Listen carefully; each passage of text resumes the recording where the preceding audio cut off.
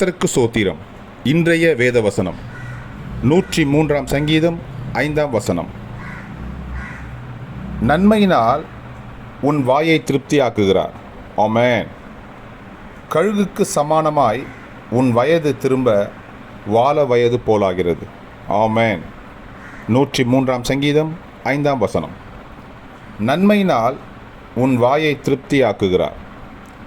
கழுகுக்கு சமானமாய் உன் வயது திரும்ப வால வயது போலாகிறது. ஆமென். கர்த்தர் உங்களை ஆசீர்வதிப்பாராக, உங்களோடு கூட இருப்பாராக. ஆமென்.